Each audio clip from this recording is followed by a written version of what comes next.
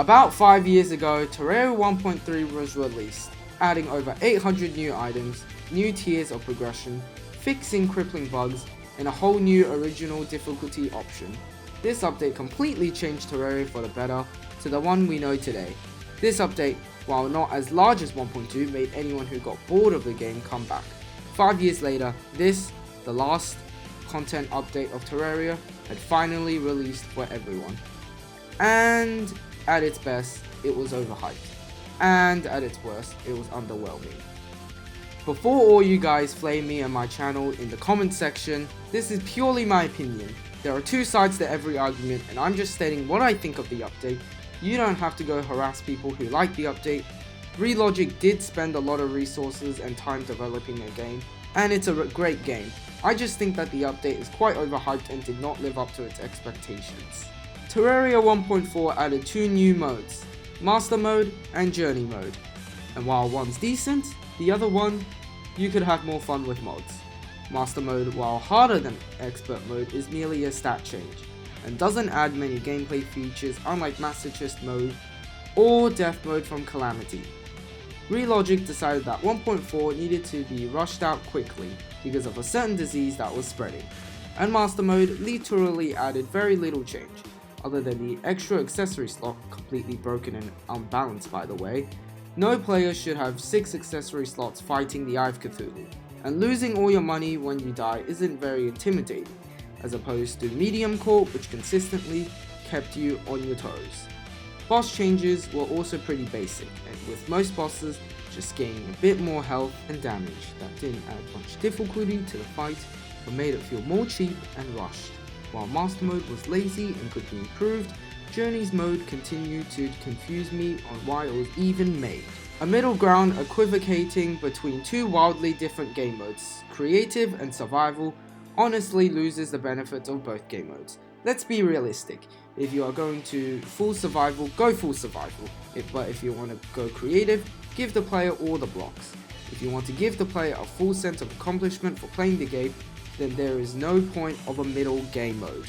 The only player group that benefits from this are builders, but they'd rather have all the blocks. Now this is one of the aspects I do give Relogic credit for the new content added, such as new music, items, bosses, and changing some of the biomes, such as the new oasis added in the desert. These features were definitely beneficial to the Terraria community and coerced players to do a run through Terraria 1.4 for the last time. The 3 new bosses or mini bosses, the Blood Nautilus, which is pretty cool and original, the Queen Slime, which is a buffed King Slime that shoots and summons flying slimes, I'm not a fan of this boss, and the Empress of Light, which is kind of a bullet hell bosses, that's fun. All of these bosses are in hard mode and drop various gear that you would find at that tier. The new weapons added for the Summoner class were much needed for the Summoner class, as Summoners will now have some minions and some closer range damage that they can control. But I still don't get how whips are summoning weapons. Speaking of world gen, a few things were improved, such as adding a lot of living trees, because why not?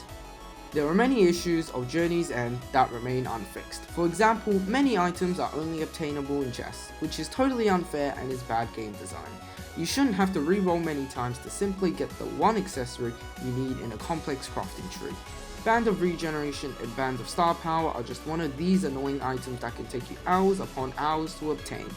Also, unlike modded Terraria, trying to get a cross necklace / star cloak are all extremely hard items to obtain. While some people like to spend time farming for them, casual players who don't know much about farming and biome spawn rates are going to definitely get frustrated with the game. A welcome suggestion would be to make most accessories craftable like the Calamity mod.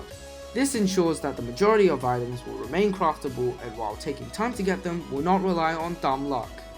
The final issue that was not fixed is the fact that there is no toggleable day or night setting or item in normal game modes. This makes it extremely frustrating and time consuming for certain bosses, namely the mechanical bosses where you want to spawn the boss at the start of the night, to ensure you have enough time.